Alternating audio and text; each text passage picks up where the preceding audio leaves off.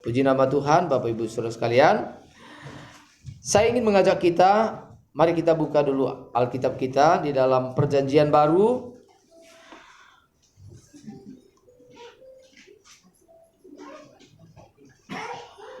Mari kita buka di dalam 1 Tesalonika pasal 2. 1 Tesalonika pasal 2, kita baca 3 ayat, yaitu ayat 4, 5, dan 6. 1 Tesalonika pasal 2 ayat 4, 5, dan 6. Yang sudah menemukan katakan amin. Amin. Yang belum menemukan katakan tunggu. Ya,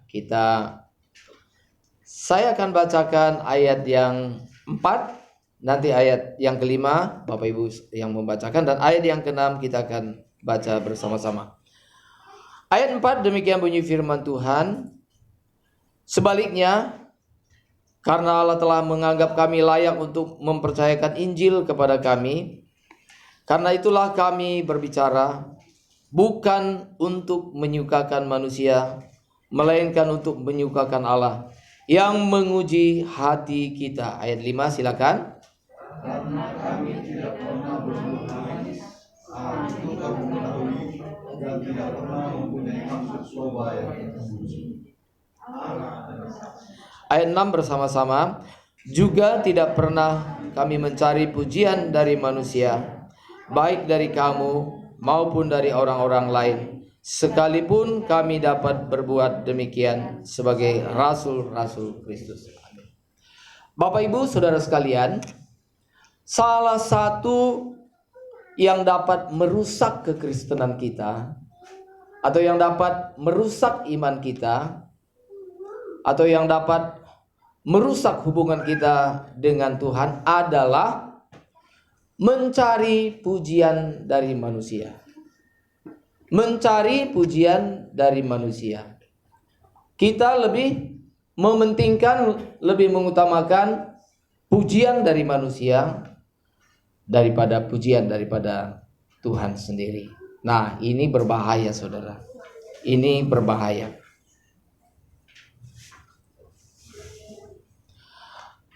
Saudara, salah satu kerinduan manusia, salah satu kalau kita sebut sebagai kebutuhan manusia adalah manusia itu butuh dipuji.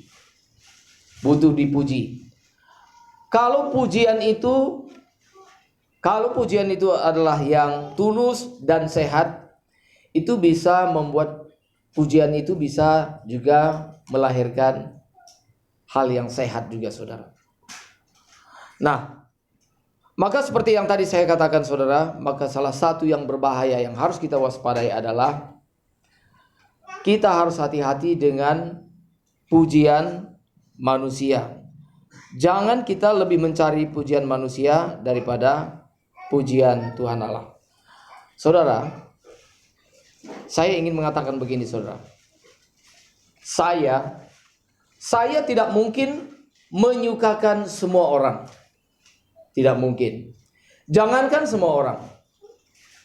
Yang ada di dalam gedung ibadah ini pun, saya tidak mungkin menyukakan saudara dengan sempurna.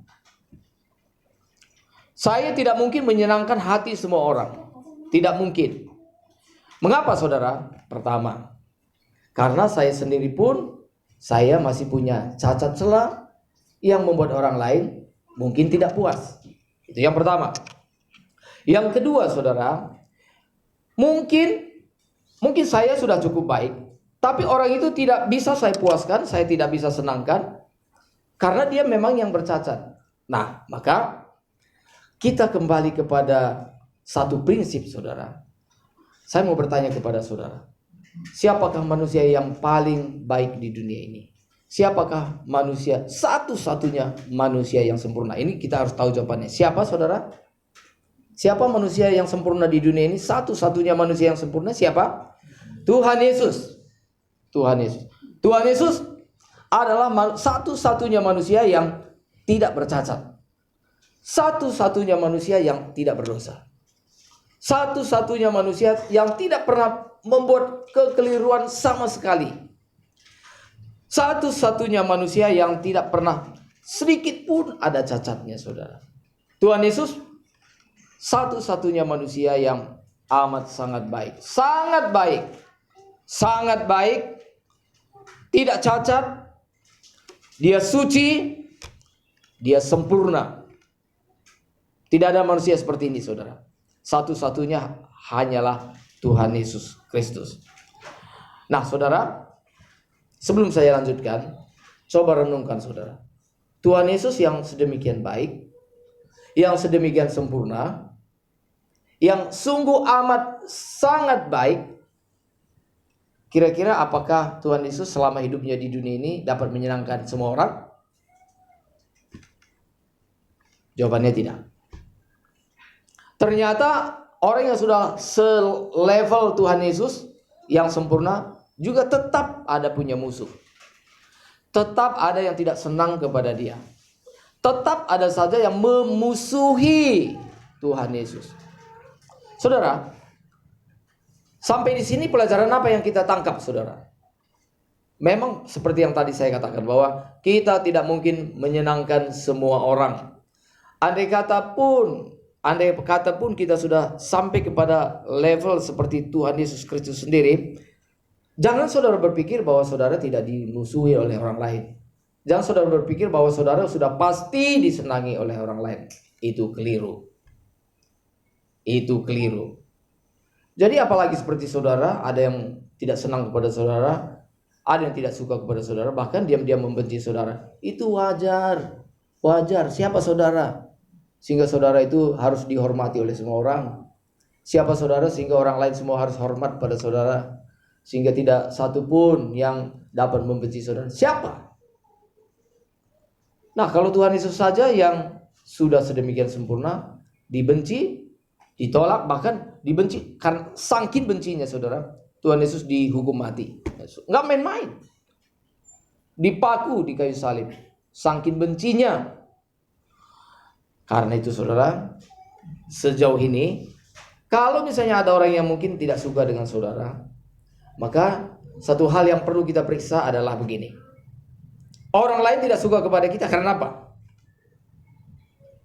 Apakah karena memang sikapku yang keliru, mungkin aku yang kurang perhatian, atau mungkin saya yang tidak, mungkin saya kurang peduli. Nah, kalau hal itu yang terjadi, kita harus memperbaiki diri kita. Kita harus merubah sikap kita. Mungkin kita seperti landak.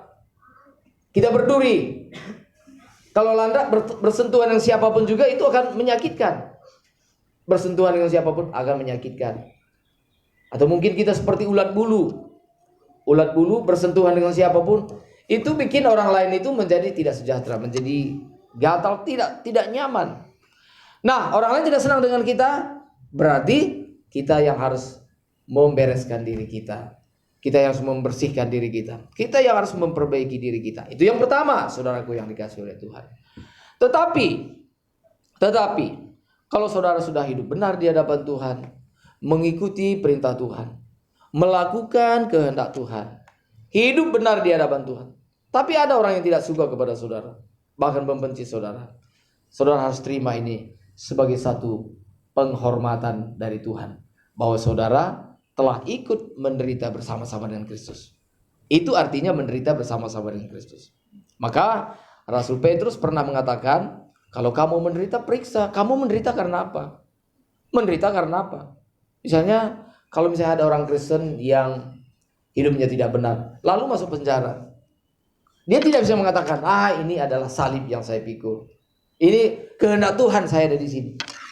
Bukan kehendak Tuhan yang membuat dia itu ada di situ, saudara. Yang ada di penjara itu maunya sendiri. Saudara, coba kalau ada waktu sekali-sekali mungkin saudara bisa berkunjung ke LP. Maka di sana juga ternyata orang Kristen juga ada, bukan hanya ada, saudara. Banyak. Nama-namanya juga nama Alkitab, ada Immanuel, Yosua, segala macam. Paulus, tempatnya di penjara. Saya pernah melayani di penjara, saudara. Ada orang yang dengan mungkin sedikit bangga kali, atau sangat bangga, dia bilang, "Oh Pak, saya dulu WL di gereja. Saya pemimpin puji-pujian di gereja." Tapi orang ini nggak berpikir, kalau kamu dulu pemimpin puji-pujian, kok sekarang ada di sini gitu loh. Saya dulu pemimpin puji-pujian di gereja. Maksudnya, sekalipun dia sudah ada di penjara itu, dia tetap banggakan bahwa dia orang penting di gereja. Saudara, ada beberapa juga yang di penjara itu orang-orang penting di gereja, saudara. Sebagian, ya yang saya tahu itu tadi. Dia bilang, saya dulu pemimpin puji-pujian, pemimpin ibadah. Nah, saudara, kalau misalnya orang seperti ini masuk di dalam penderitaan, itu bukan karena kehendak Tuhan. Itu bukan maunya Tuhan. Itu orang itu sendiri yang punya mau. Itu karena kekeliruan orang itu. Jadi saudara, kalau Rasul Petrus mengatakan, kalau kita menderita itu kita periksa diri kita. Kita menderita karena kekeliruan kita, karena dosa kita, atau kita sudah hidup benar nih. Kita sudah hidup benar, hidup kudus di hadapan Tuhan, hidup suci di hadapan Tuhan. Kita tidak disukai. Kadang-kadang saudara, kalau orang udah hidup benar pun, itu tidak jaminan bahwa dia disukai. Justru kadang-kadang orang yang benar itu bisa jadi tidak disukai. Gak usah lu jauh-jauh, saudara. Gak usah lu jauh-jauh. Kalau misalnya di satu kelas, misalnya gitu ya, di satu kelas lagi ujian, semua nyontek. Tapi ada satu anak yang hatinya betul-betul lurus, lempeng, dia tidak mau nyontek. Sikap ini benar atau tidak, saudara? Sikap anak yang tidak mau nyontek ini benar ya? Sikapnya benar. Dia mempertahankan integritasnya. Dia punya prinsip. Sekalipun guru tidak melihat, tapi Tuhan melihat. Saya tidak mau nyontek. Dan dia punya prinsip. Sekalipun nilai saya tidak terlalu tinggi, tapi saya mengerjakan dengan jujur. Itu baik kan? Baik. Baik atau tidak sih? Jangan-jangan saya yang keliru. Saudara kok sepertinya heran melihat saya. Itu baik ya kalau ujian itu tidak nyontek, itu baik atau tidak baik? Baik ya. Setuju ya sampai sini ya? Setuju ya? Nah, tapi kalau misalnya lagi ujian, misalnya semua nyontek, terus ada satu anak yang punya prinsip tidak nyontek. Saya mau tanya pada saudara, anak ini biasanya disenangi atau kurang disenangi? Bisa menjadi kurang disenangi. Apaan lu? Sok suci lu, belagu lu, gitu ya. Yang lain semua nyontek, kenapa kamu sendiri tidak? Gitu, saudara. Jadi anak ini tadi bisa dibenci, bisa oleh satu kelas, saudara, dibenci. Bisa dibenci oleh satu kelas. Celakanya lagi mungkin misalnya gurunya pun ikut-ikutan membenci dia juga misalnya gitu. Berarti guru pun sudah kompromi dalam hal itu. Tapi betapa hebatnya orang ini tadi. Sekalipun mungkin guru silakan kalau nyontek sedikit-sedikit nggak apa-apa. Atau yang lain juga bilang misalnya nyontek juga nggak apa-apa. Tapi dia bilang tidak, saya tidak mau nyontek. Bagus sekali. Orang seperti ini bisa dibenci, saudara. Bisa dibenci. Nah, coba kita renungkan diri kita ya. Saya mengatakan begini, hidup kita pasti dibenci oleh orang lain. Kita tidak mungkin disenangi oleh semua orang. Renungkan ini, saudara. Kita tidak mungkin disenangi oleh semua orang. Kita tidak mungkin dicintai oleh semua orang. Jangan mimpi. Jadi apapun saudara tidak mungkin disenangi oleh semua orang. Artis yang paling hebat sekalipun, itu mungkin yang penggemarnya ribuan. Tapi apa semua manusia seluruh dunia menggemari dia? Oh enggak. Ada yang memuakkan atau apa gitu ya. Maka ingat satu hal yang prinsip ini. Bahwa saudara tidak mungkin disenangi oleh semua orang. Jangankan semua orang, saudara. Bisa jadi bisa jadi dalam keluarga besar saudara, tidak semua mencintai saudara. Tidak semua mengasihi saudara. Ada yang mungkin memang dia diam-diam tidak suka kepada saudara. Bisa jadi. Nah, sekarang yang perlu kita persoalkan, kenapa aku tidak disukai? Nah, ini yang paling penting. Kalau kita tidak disukai, karena kita hidup benar, karena kita hidup jujur, karena kita benar-benar memegang kepada kebenaran. Nah, orang seperti ini, firman Tuhan mengatakan, orang seperti ini dia menderita, tapi orang seperti ini adalah orang yang berbahagia. Karena dia hidup benar di hadapan Tuhan. Tapi kalau misalnya orang ini memang karakternya udah busuk, bau gitu saudara. Kalau dia bicara bikin orang sakit hati. Lalu karakternya buruk, malas, tidak bertanggung jawab. Orang tidak senang melihat dia. Nah, orang ini kalau misalnya kita tidak disenangi karena karakter kita seperti itu, kita yang harus memperbaiki diri kita. Kita yang harus memperbaiki diri kita, saudara. Yang setuju kata amin. kita harus memperbaiki diri kita. Nah, saudara, kita perlu belajar dari Tuhan Yesus. Tuhan Yesus datang dari surga ke dunia. Dia punya satu tujuan. Saudara tahu apa tujuannya? Satu-satu tujuannya, yaitu apa? Menyenangkan hati Bapa. Itu. Menyenangkan hati Bapa, melakukan tugas yang Bapa percayakan kepadanya dan menyelesaikannya dengan sempurna. Itu saja.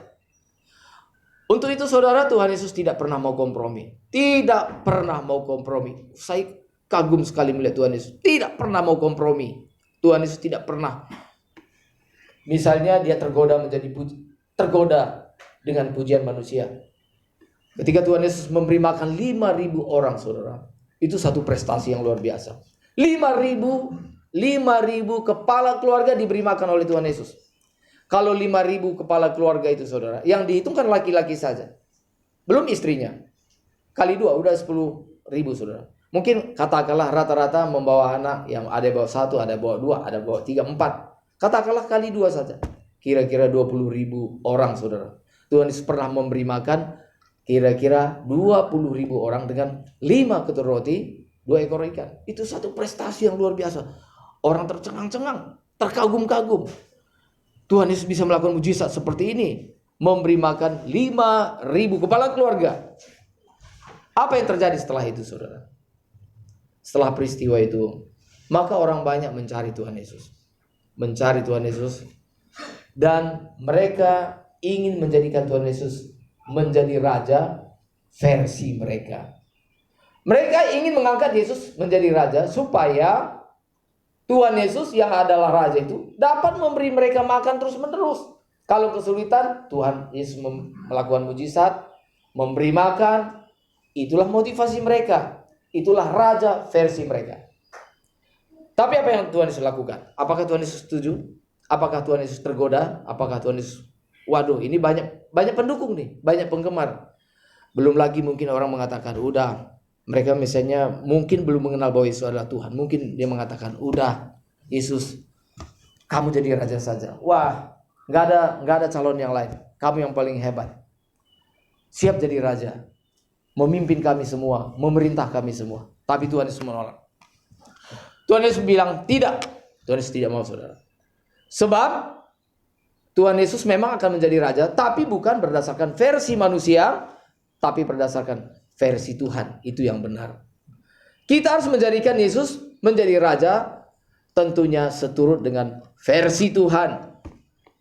Banyak orang yang mau mengikut Tuhan, saudara, karena mereka ada kemauan mereka, saudara.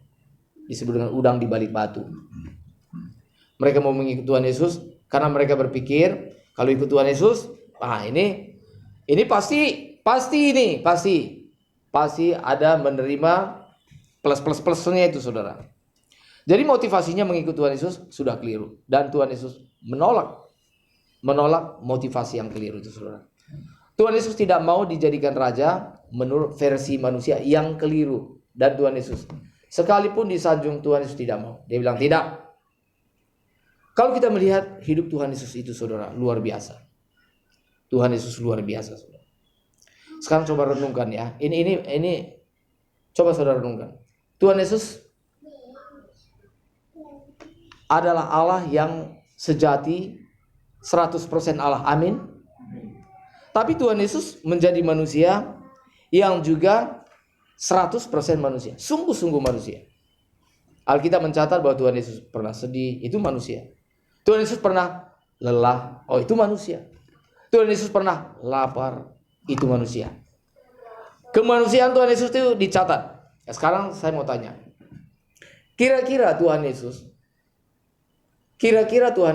apakah Tuhan Yesus memang tidak mungkin berdosa?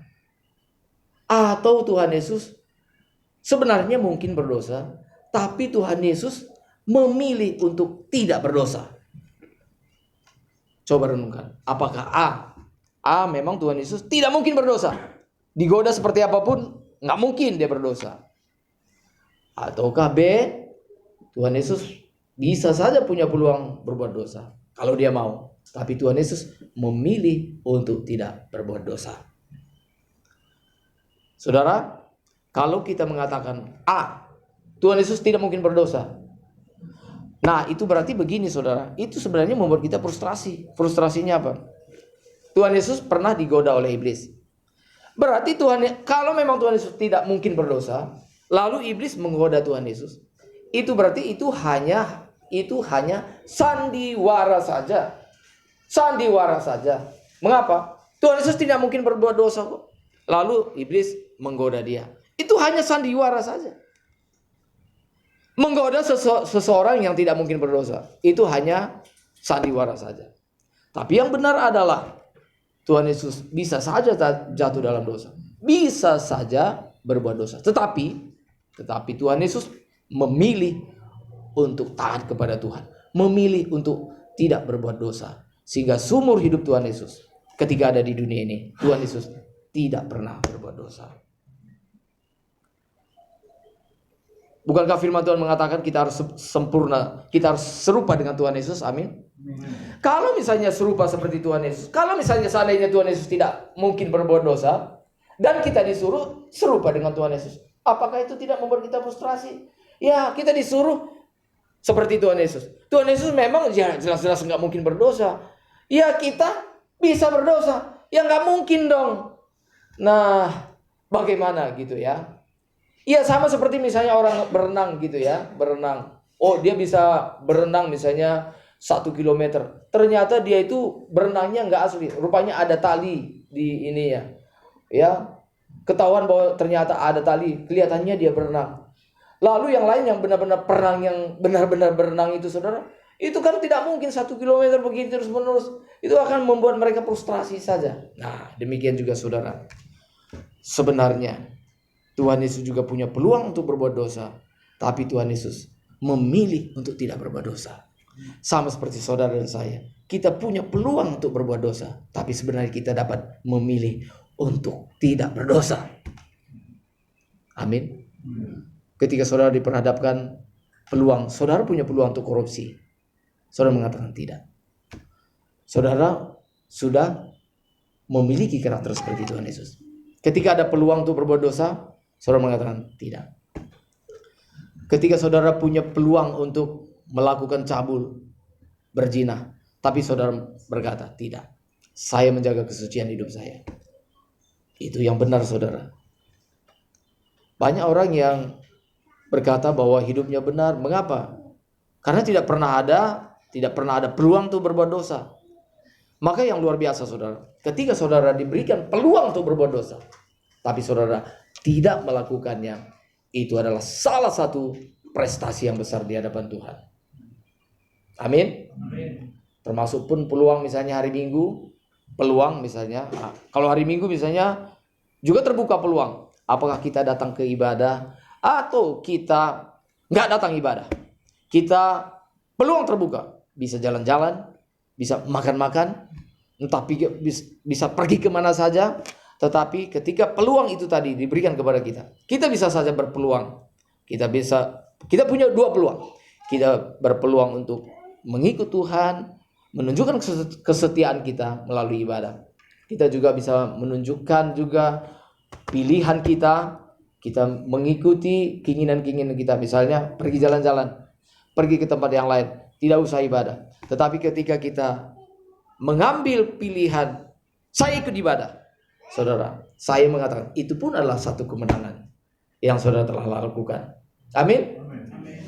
Itu pun satu kemenangan. Jadi setiap kali ada peluang-peluang di depan kita untuk berbuat dosa, dan ketika kita menolaknya saudara, itu adalah satu kemenangan. Itu adalah satu kemenangan yang penting di hadapan Tuhan.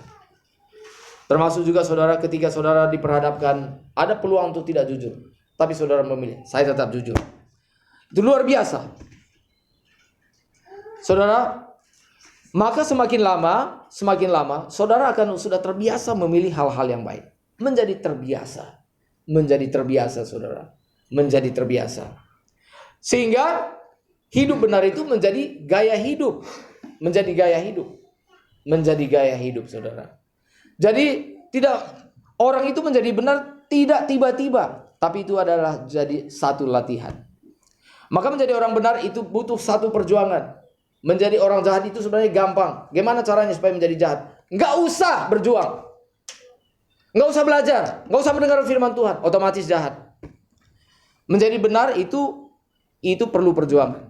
Sama seperti menjadi siswa yang berprestasi. Itu susah, saudara. Harus belajar. Sama seperti misalnya gini, saudara. Kalau misalnya menjadi orang kaya, menjadi orang kaya. Itu susah. Itu saudara, sebelum ayam berkokok, saudara sudah berkokok duluan. Artinya, jangan seperti ayam berkokok, lalu masih tidur, gitu ya. Kalau menjadi orang kaya misalnya saudara mau misalnya menjadi kaya, menjadi sukses, secara memiliki materi yang banyak. Bukankah harus ada kerja keras? Amin? Amin ya. Sekarang menjadi miskin bagaimana? Gimana caranya supaya menjadi miskin? Gampang, gak usah bekerja.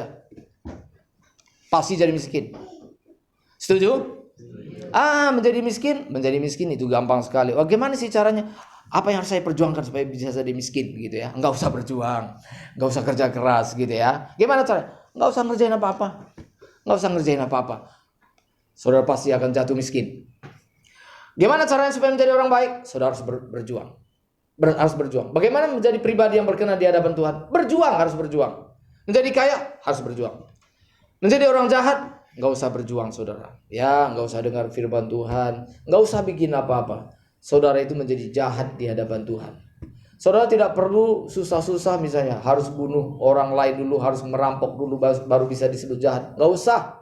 Saudara nggak usah mendengar firman Tuhan saja. Nggak usah bikin apa-apa saja. Saudara pasti menjadi orang jahat.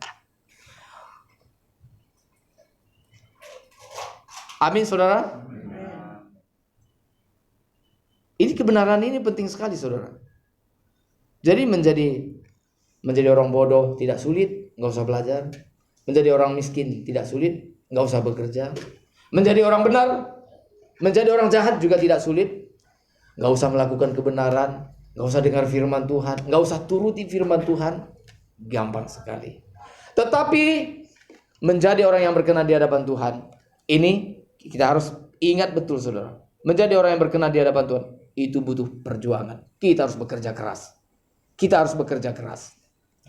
Kita perlu belajar seperti Tuhan Yesus, saudara. Tadi saya katakan bahwa Tuhan Yesus punya misi hanya satu, yaitu menyenangkan hati Bapa di sorga. Itu saja.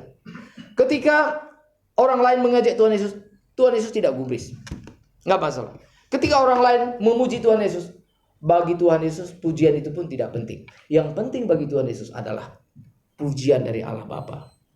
Penghormatan dari Allah Bapa. Maka beberapa kali dalam peristiwa itu, saudara, Allah Bapa di sorga berkata, inilah anak yang kukasihi. Allah Bapa di sorga memberi penilaian, engkau anak yang kukasihi, aku berkenan kepadamu. Bagi Tuhan Yesus, suara itu lebih penting daripada ribuan suara manusia. Mari kita belajar ini, saudara, bahwa yang paling penting adalah pengakuan daripada Tuhan. Ketika Tuhan mengatakan, engkau anak yang kukasihi, aku berkenan kepadamu, aku puas denganmu. Itu lebih utama. Satu jempol dari Tuhan Yesus, satu acungan jempol dari Tuhan, itu lebih bermakna daripada ribuan jempol manusia. Kalau saudara tidak mengaminkan, memang saudara membutuhkan acungan jempol manusia saja. Saudara tidak butuh acungan jempol Tuhan. Sekali lagi, satu acungan jempol dari Tuhan itu lebih penting, itu lebih utama daripada ribuan atau jutaan acungan jempol daripada manusia. Kita harus mencari acungan jempol dari Tuhan, saudara.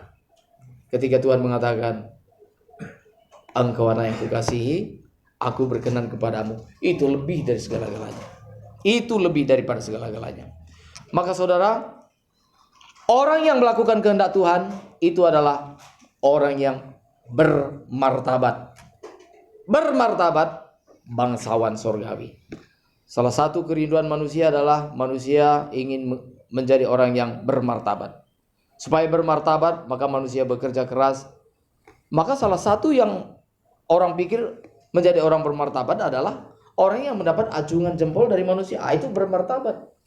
Itulah sebabnya maka orang menggunakan pakaian yang bermerek, saudara, mobil yang mewah, rumah yang bagus. Supaya apa? Supaya dapat acungan jempol dari manusia.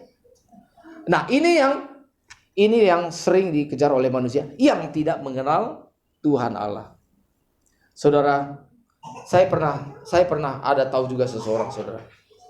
Dia itu kalau misalnya baru bertemu dengan dia pingin tahu sekali orang ini datang naik kendaraan apa, merek apa. Sebab kalau dia tahu misalnya kalau dia datang dengan mobil bagus, oh dia akan sangat menghormati sekali. Oh hormat sekali. Ya. Kalau misalnya datang dengan kendaraan yang ya misalnya begini, dia membedakan. Kalau misalnya orang ini datang dengan R3 agak lumayan dibanding dengan R11 gitu ya. Nah, maksudnya kalau datang dengan R11 itu kan angkutan umum gitu ya. Maka kalau datang dengan mobil pribadi yang bagus itu lebih dihargai, lebih dihormati. Nah, maka banyak orang supaya dihormati, mereka berjuang gimana supaya memiliki barang-barang yang bagus, memiliki barang-barang yang lebih baik, kendaraan yang lebih baik supaya dihormati. Nah, itu salah, saudara. Itu salah. Saudara mendapat penghormatan, saudara mendapat pujian dari orang-orang yang memang juga sudah bengkok. Untuk apa? Tapi memang kadang-kadang manusia, saudara sadar nggak? Kadang-kadang kita dari orang yang sudah mabuk atau dari orang yang sudah gila, kita masih lebih senang mendengar pujian daripada makian, betul nggak? Halo, betul ya? Sekalipun orang ini sudah mabuk gitu ya, tapi kalau dia maki-maki saudara kurang senang. Tapi kalau dia bilang, bos, kamu ganteng bos, saya senang melihat kamu. Padahal dalam keadaan mabuk, rasanya masih lebih senang. Itu memang kita udah sama-sama mabuk dengan dia, gitu saudara. Ya, kadang-kadang begitu saudara. Orang yang sudah mabuk atau misalnya orang yang memang udah rada-rada miring, ya kadang-kadang kita masih lebih membutuhkan pujian daripada dia. Betapa memang kita rusak. Misalnya udah jelas-jelas orang ini memang ini rada-rada kok, orangnya bengkok, memang tidak waras. Tapi dia mengatakan, oh kamu bagus, mantap, keren. Masih senang juga mendengar pujian daripada dia gitu ya. Orang yang memang juga udah jelas-jelas miring. Nah saudara, tahukah saudara bahwa kalau kita mengharapkan pujian daripada manusia, sesungguhnya tidak lebih daripada kita mengharapkan pujian dari orang gila. Maka yang paling penting adalah kita membutuhkan pengakuan dan pujian dari pribadi yang waras, yaitu Tuhan kita di surga. Kalau Tuhan mengatakan, kamu hebat, saya senang kepadamu, itu bagi saya lebih dari apapun juga. Saudara, tadi juga dibagi oleh Kak Jaya ya. Itu potongan khotbah dari Bapak rohani kita, Bapak Gembala kita Pak Eras. Beliau mengatakan, mungkin saudara miskin, jelek, tidak berpangkat, jangan merasa minder. Sebab kalau kita minder, sebenarnya kita sedang melecehkan Tuhan. Sebab di mata Tuhan, yang membuat kita itu berharga, bermartabat atau tidak, adalah kalau kita hidup melakukan firman Tuhan. Kalau kita hidup menyenangkan hati Tuhan, itulah martabat yang sesungguhnya. Itulah orang yang bermartabat surgawi, saudaraku, yang dikasihi oleh Tuhan. Saudara, saya ingin sampaikan kepada saudara begini. Coba saudara perhatikan ya. Misalnya kita melihat, kalau misalnya seseorang yang berkedudukan tinggi, kita bangga misalnya melihat Bapak Presiden kita, Presiden Jokowi, saudara. Beliau itu sekalipun dia adalah orang nomor 1 di Indonesia, tapi dia punya kerendahan hati yang luar biasa. Saudara tahu, ketika seorang presiden, tapi dia mempedulikan orang yang rendah, mempedulikan orang-orang yang hina, sebenarnya di situ kita melihat bahwa presiden ini betul-betul mulia, saudara. Betul-betul mulia. Tahukah saudara bahwa sebenarnya ketika seseorang itu sekalipun kelihatannya rendah, tetapi kalau dia melakukan firman Tuhan, maka orang seperti ini adalah sungguh-sungguh mulia di mata Tuhan. Sama seperti Tuhan Yesus, saudara. Ketika dia harus memikul salib, ketika dia harus disalibkan, saudara perhatikan saja ya. Khotbah saya sudah tidak terlalu lama, tolong dengarkan ya. Saudara ketawa-ketawa. Saya lagi serius tapi saudara ketawa-ketawa.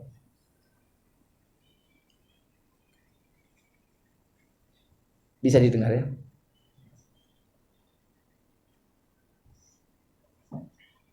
Rasanya saya bukan sedang bercanda, tapi mengapa ya saya mendengar reaksi saudara tertawa gitu. Mohon ya diperhatikan saudaraku. Ketika Tuhan Yesus disalib, maka sungguh-sungguh secara manusia Tuhan Yesus itu begitu hina. Dia ditelanjangi saudara, dihina, diolok-olok. Tetapi saudara, Tuhan Yesus dari pribadi yang sedemikian mulia saudara, maka terlihat karakternya yang mulia saudara. Ketika Tuhan Yesus disalib, maka kita melihat ucapan Tuhan Yesus itu begitu mulia. Ada 7 perkataan Tuhan Yesus di kayu salib saudara, yang saya tidak bahas hari ini. Tetapi dari 7 perkataan itu tadi menunjukkan bahwa Tuhan Yesus Kristus adalah pribadi yang mulia saudara. Perkataan pertama, kalimat pertama Tuhan Yesus berkata, "Ya Bapa, ampunilah mereka." Oh, luar biasa. Tuhan Yesus begitu mulia saudara. Sekalipun dia direndahkan, tetapi dasar dia memang mulia, maka ucapannya tetap mulia. Hari-hari ini coba saudara, maka perkataan daripada seseorang itu, dia mulia atau tidak, terlihat ketika seseorang itu mengalami penderitaan yang paling berat. Ketika seseorang itu mengalami pergumulan yang paling berat, perkataan apa yang keluar dari mulut saudara? Kalau perkataan yang keluar itu tetap memuliakan Tuhan, betapa saudara itu mulia. Kita seringkali orang Kristen saudara, kita mendapat penderitaan sedikit saja, dari mulut kita sudah keluar omelan, cacian, sudah keluar apa saudara? Kita menggerutu. Orang yang cepat berbicara itu saudara, orang yang sedikit-sedikit menggerutu, itu bukanlah orang yang mulia. Tapi kalau saudara mengalami penderitaan, tapi saudara berdiam di hadapan Tuhan, tetap bersyukur di hadapan Tuhan, betapa mulianya saudara. Maukah saudara menjadi orang yang mulia? Ini perjuangan ini bukan hanya buat saudara, tapi saya juga. Saya juga sedang melatih diri saya saudara.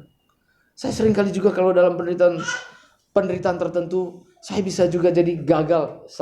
Harusnya saya bersyukur, tapi saya mungkin ngomel, marah gitu. Oh, saya gagal saudara, saya mau berlatih lagi. Saudara kalau mengerti yang saya maksud ini, saudara orang yang berbahagia. Tapi kalau saudara nggak ngerti ini ngomong apa sih ya ikuti saja terus saudara. Ikuti saja terus.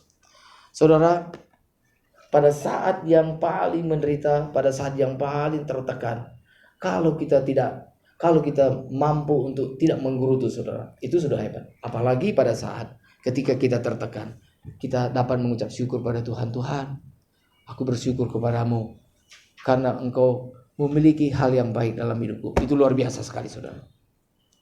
Dan orang seperti ini jumlahnya tidak banyak, sedikit. Tapi saya mau saudara, sekalipun tidak banyak saudara, alangkah bahagianya kalau yang tidak banyak itu adalah saudara dan saya.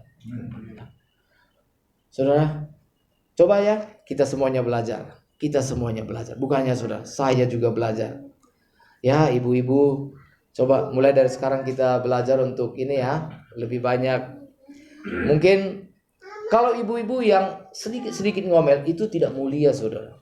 Beritahukan kiri kanannya saudara. Ibu-ibu yang cerewet itu tidak mulia, beritahu. Kalau sedikit-sedikit ngomel.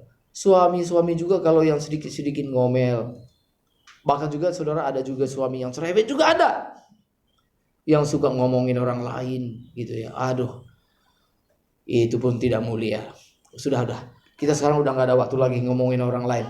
Kita yang ada waktu kita hanya membenahi diri kita sendiri saudara. Membenahi diri kita sendiri. Nah saudara yang dikasih oleh Tuhan, prinsip ini perlu kita. Hari ini saya tidak menyampaikan banyak. Hari ini yang saya sampaikan sebenarnya hanya satu. Mari kita belajar dari Tuhan Yesus, bahwa Tuhan Yesus punya prinsip satu saja, yaitu menyenangkan hati Bapa di surga. Maka kita pun harus punya prinsip, bahwa prinsip kita hanya satu, menyenangkan hati Tuhan, itu saja. Menyenangkan hati. Sekalipun saudara mungkin diejek, sekalipun saudara mengalami kesulitan, tapi dalam hati kita, Tuhan, aku mau belajar untuk menyenangkan hatimu. Itu yang harus kita lakukan saudara. Dan orang yang seperti inilah yang suatu hari kelak akan berjumpa dengan Tuhan. Saudara yang dikasihi oleh Tuhan, kalau saudara mengasihi Tuhan, lalu orang lain juga mengasihi Tuhan, maka apabila dua orang yang mengasihi Tuhan, si A mengasihi Tuhan, si B mengasihi Tuhan, maka A dan B ini saudara, ini bisa saling mengasihi. bisa saling mengasihi. Mengapa? Sebab mereka mengasihi satu pribadi, yaitu Tuhan. Maka saudara yang kasih oleh Tuhan, tetapi kalau misalnya yang satu mengasihi Tuhan, yang satu membenci Tuhan, ini nggak bisa ketemu, saudara. Nggak bisa ketemu. Ya, nggak bisa ketemu. Maka saya semakin lama semakin merasa betapa sulitnya mencari teman. Gitu ya Pak ya. Semakin lama semakin sulit. Karena mengapa saudara? Karena kalau kita semakin bertumbuh di hadapan Tuhan, maka salah satu, dan ini juga saya sampaikan pada saudara, jangan bergaul dengan sembarang orang. Kalau misalnya orang itu tidak membawa saudara lebih dekat kepada Tuhan, tinggalkan saja dia. Kalau misalnya orang ini, apalagi omongannya kotor, omongannya jorok, kemudian juga humornya juga humor yang tidak sehat. Orang seperti ini, saya tidak mungkin lagi tertawa-tawa dengan orang seperti ini, saudara. Dan saudara juga tidak mungkin lagi tertawa-tertawa dengan orang yang tidak sehat. Maka carilah orang-orang yang takut akan Tuhan. Kita harus sama-sama takut akan Tuhan. Kalau saudara takut dengan Tuhan, saya takut akan Tuhan, kita semua takut akan Tuhan. Betapa indahnya persekutuan kita, saudara. Langsung connect. Tetapi kalau yang satu takut akan Tuhan, tapi yang satu tidak, saudara, kita sulit sekali connect. Bukan berarti saya mengatakan bahwa saya sudah takut akan Tuhan. Saya pun sedang belajar. Tapi kalau kita sama-sama belajar, maka pembicaraan kita connect, pertemanan kita connect, topik pembahasan kita juga akan connect, dan semuanya akan connect. Nah saudara, ini penting sekali. Saudara yang dikasihi oleh Tuhan, ini yang harus menjadi pergumulan kita. Satu saja. Ya, satu saja. Apa yang harus menjadi pergumulan kita? Menyenangkan hati Tuhan. Amin, semuanya. Lebih dari segalanya. Sebab hidup kita itu singkat. Disingkatnya hidupku, kesempatan berharga karena anugerah-Mu. Ini yang harus menjadi kerinduan kita, saudara. Menyenangkan hati Tuhan. Amin, saudara. Menyenangkan hati Tuhan. Lebih daripada apapun juga, saudaraku yang dikasihi oleh Tuhan. Karena itu, saudara, di bagian yang terakhir yang ingin saya sampaikan, saudara yang dikasihi oleh Tuhan, maka pada akhirnya kita harus menjadi orang yang bermartabat. Tapi martabat kita adalah bukan bermartabat menurut pandangan manusia, tapi kita harus menjadi orang yang bermartabat di pandangan Allah, di mata Allah. Itulah namanya orang yang bermartabat surgawi. Yang terakhir yang ingin saya sampaikan, saudara, di akhir daripada khotbah ini, kembali lagi saya kisahkan satu pengalaman dari seorang putra mahkota Raja Lois yang ke-16. Raja Lois yang ke-16 ketika digulingkan, saudara, maka musuh itu, saudara, menahan putra atau pangeran Raja Lois yang ke-16. Anehnya, musuh-musuh ini tadi tidak menyakiti putra mahkota. Mereka tidak menyakiti, tidak menghukum. Mereka membiarkannya bebas. Yang mereka lakukan bagi pangeran adalah mereka mengajak sang pangeran ini tadi untuk melakukan hal-hal yang amoral. Bermain wanita. Mereka disodorin wanita-wanita yang cantik untuk dia tiduri. Disodorin minum-minuman yang memabukkan. Lalu disodorin juga semua kenikmatan-kenikmatan yang pada umumnya orang cari.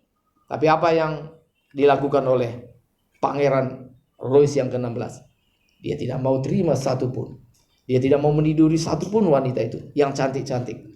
Dia tidak menerima minuman yang memabukkan itu. Dia tidak menerima uang sogokan berapapun juga. Dan semua yang bersifat amoral, yang pada umumnya membawa kenikmatan bagi orang-orang manusia pada umumnya, dia tolak. Mereka heran. Dia bilang, pangeran, mengapa Anda tolak ini? Bukankah ini hal-hal yang dicari manusia, laki-laki pada umumnya? Bukankah ada juga laki-laki yang normal? Maka perkataan pangeran Lois itu, saudara, menjadi perkataan yang penting sekali. Dia mengatakan, aku sadar bahwa aku adalah putra mahkota. Aku adalah pangeran. Aku adalah bangsawan. Bagaimana mungkin saya sebagai bangsawan melakukan tindakan-tindakan hina seperti ini? Bagaimana mungkin saya sebagai seorang bangsawan berperilaku yang memalukan? Bagaimana mungkin saya adalah bangsawan, tetapi kelakuan saya mempermalukan martabat saya sebagai bangsawan? Dan dia menolak. Saudara yang dikasihi oleh Tuhan, kita mengaku bahwa kita adalah anak Allah. Amin. Saudara, maukah kita juga belajar bahwa kita tidak akan melakukan perkara-perkara yang mempermalukan raja kita, sebab kita adalah pangeran-pangeran sorgawi yang seharusnya kita memiliki martabat sebagai bangsawan-bangsawan sorgawi, saudara. Ini pergumulan ini bukan hanya buat saudara, tapi buat kita semua. Saudara, saya terus bergumul, saudara. Saya terus bergumul dan kita terus bergumul. Bagaimana supaya kita menjadi anak-anak Allah yang bermartabat. Kiranya Tuhan memberkati kita.